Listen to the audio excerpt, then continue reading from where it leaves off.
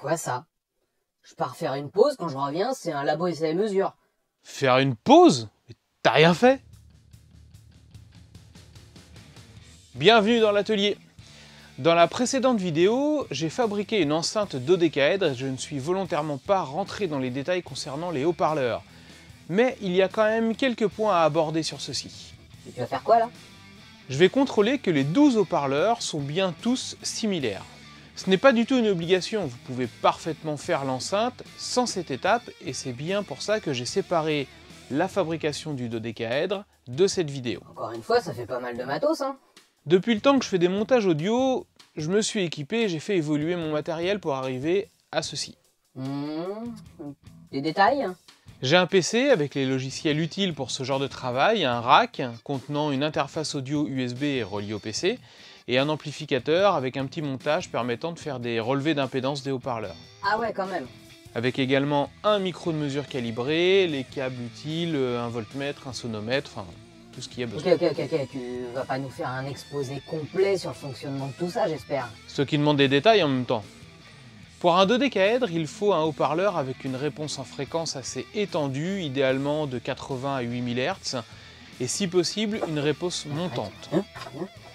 80 Hz et 8000 Hz. 80 Hz.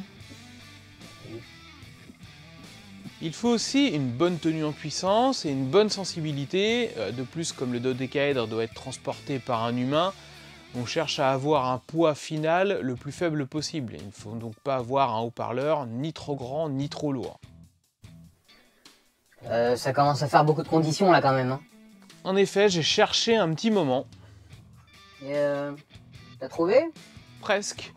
Et comme vous l'avez déjà vu, il s'agit d'un Visaton W130S en version 4 roues. Ils sont où les compromis là? Peut-être un peu lourd puisque l'aimant est en ferrite. Il n'est pas étanche, à proprement parler. La membrane est en papier enduite.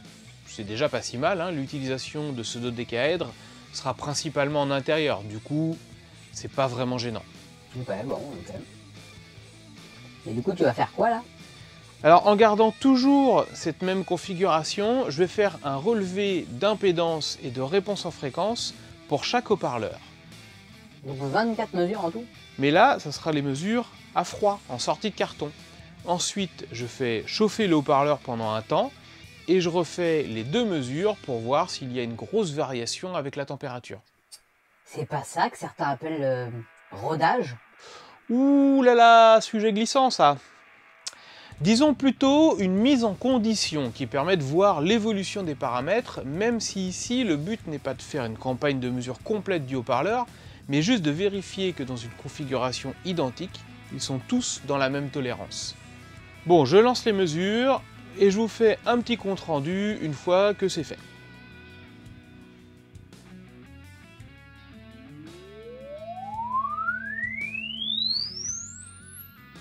Oh, c'était marrant comme son ça. C'était un sweep, un sinus glissant. C'est un sinus qui va de 5 Hz à 20 kHz sur une période donnée. Je prévois de faire une série de vidéos sur la mesure des haut-parleurs et des enceintes, donc pas d'inquiétude. Je suis pas certain que ça me rassure.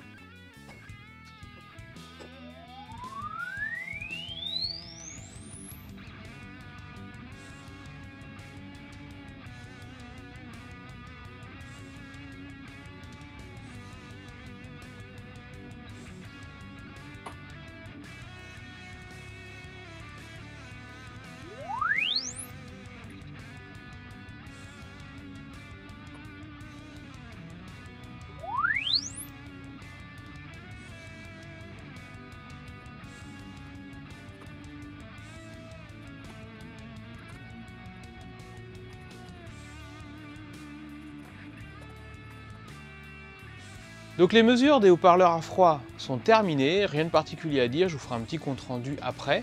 Maintenant je vais faire chauffer le haut-parleur et refaire une série de mesures. Pour faire chauffer le haut-parleur, je vais lui injecter du 65 Hz, qui correspond à peu près à la fréquence de résonance, avec une tension un petit peu plus élevée que ce que j'ai fait pour les mesures. Et après, une fois qu'il sera chaud, peut-être au bout de 5-10 minutes, je refais une mesure pour vérifier que le haut-parleur, du coup, ses paramètres n'ont pas bougé. j'envoie le 65 Hz. On a 4,8 volts, sachant que les mesures à froid, je les ai faites à 2,83 volts. L'excursion est déjà assez conséquente au niveau du haut-parleur, donc on va éviter de le casser, hein. Le but, c'est vraiment juste de le faire chauffer. Et une fois que qu'il sera bien chaud, je relance les mesures.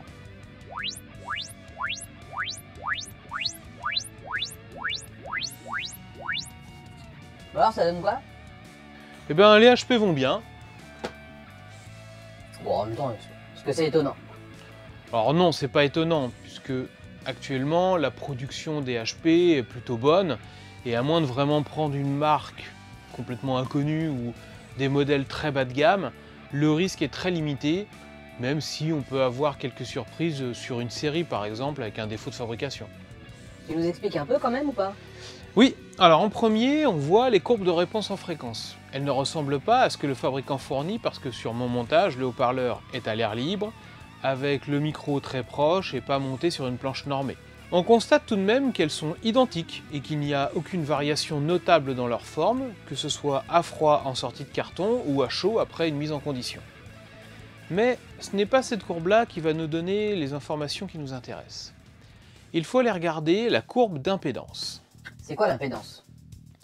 Alors grossièrement, c'est la résistance du haut-parleur en fonction de la fréquence. Ce que l'on voit maintenant, ce sont les courbes d'impédance des haut-parleurs, et elles permettent d'avoir des informations un peu plus intéressantes pour notre cas. Je vais isoler les 12 qui ont été faites à froid en sortie de carton.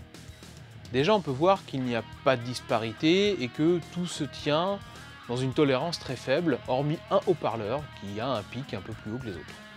Un pic? Oui, la bosse ici est ce que l'on appelle le pic d'impédance, et ça correspond à la fréquence de résonance mécanique du haut-parleur. T'inquiète, je ne vais pas aller plus loin dans cette vidéo sur ce sujet.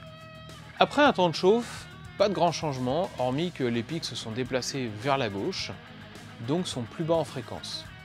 Si on isole pour un même haut-parleur, on voit bien la différence entre les deux. En gros, une fois chaud, le haut-parleur a son pic d'impédance qui est 5 à 6 Hz plus bas, et sur le reste de la courbe, pas de différence à noter.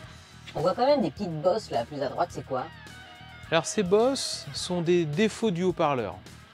Rapidement, ça correspond à des fréquences harmoniques qui vont modifier et perturber la réponse aux fréquences du haut-parleur. Ça peut être aussi des défauts au niveau de la bobine, enfin, il peut y avoir plusieurs paramètres, mais on en parlera plus lorsque je ferai la série de vidéos sur ce sujet. Ce qu'on peut dire, c'est que ces haut-parleurs sont bons et surtout très similaires sur leurs paramètres. Que ce soit à froid ou à chaud, ils sont donc parfaitement utilisables pour le dodécaèdre.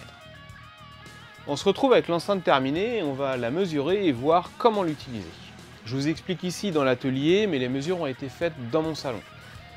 Donc, en premier, j'ai placé le micro à 1 mètre de distance de l'enceinte, à l'horizontale, axé sur le centre intérieur de l'enceinte.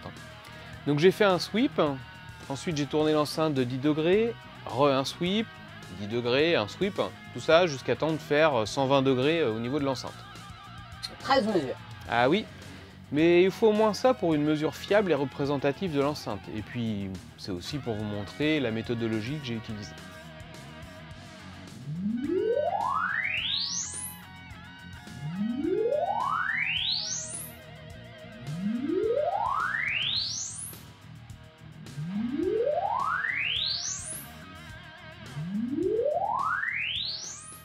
Une fois que j'ai fait cette série de mesures, le micro, je l'ai placé vers le bas, toujours axé vers le centre de l'enceinte, et j'ai refait, pareil, la série de mesures sur 120 degrés. Et une troisième série de mesures, mais ce coup-ci avec le micro vers le haut, toujours pareil, axé sur le centre de l'enceinte. Ça va permettre d'avoir une réponse en fréquence moyennée de l'enceinte et surtout un diagramme de directivité de l'enceinte. Et donc voir si la diffusion est vraiment homogène à toutes les fréquences. Oh la vache, ça en fait des courbes. T'as vraiment du temps à perdre, hein.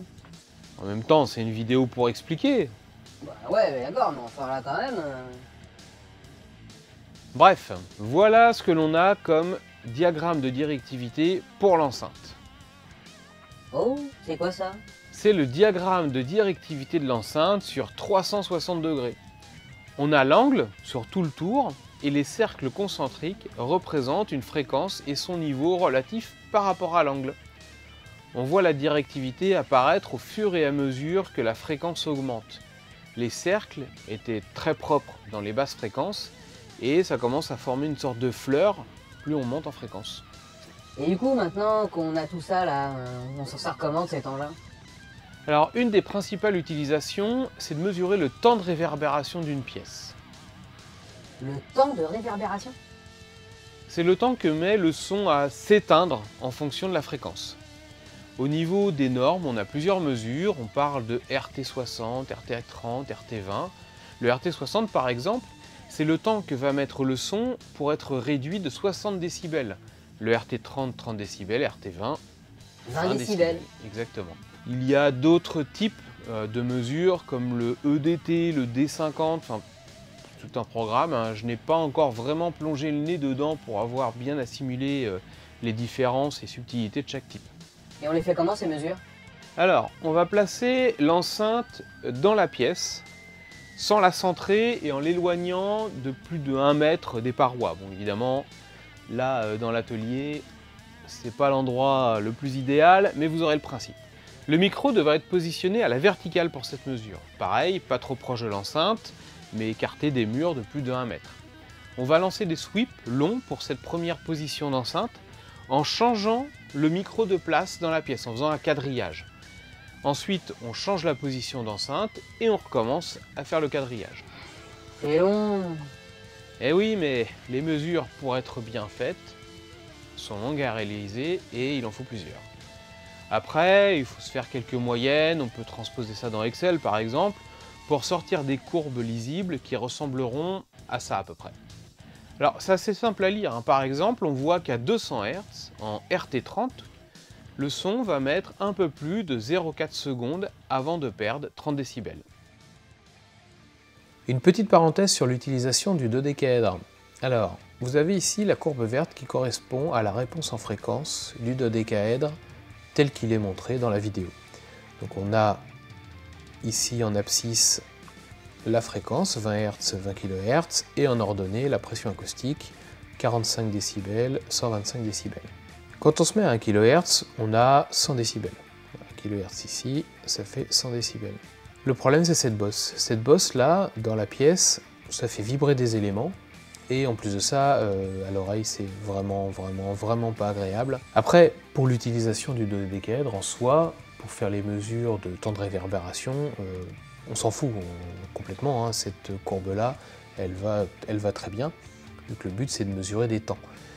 Mais bon, pour l'exercice, je me suis dit, je vais faire un filtre pour gommer cette bosse, et donc j'arrive à la courbe rouge, et du coup, à l'utilisation, c'est quand même nettement plus agréable, parce qu'on a quelque chose de linéaire, et quand on utilise le dodécaèdre dans la pièce, c'est quand même vachement plus agréable. Mais en soi, c'est quelque chose qui n'est pas obligatoire pour l'utilisation d'un dodécaèdre.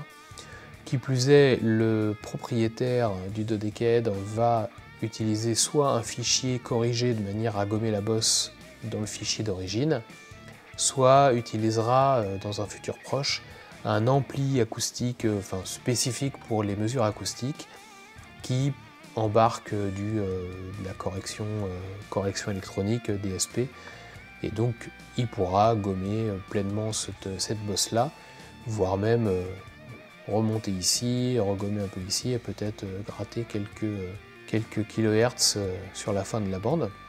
Donc du coup, c'était vraiment pour l'exercice de style. Le filtre tel qu'il est là, de manière à encaisser un peu de puissance, il serait à peu près dans une centaine, à peu près 100 €. Combien? Mais voilà, c'était pour vous montrer ce qu'on pouvait faire pour linéariser une courbe de réponse avec un filtre passif.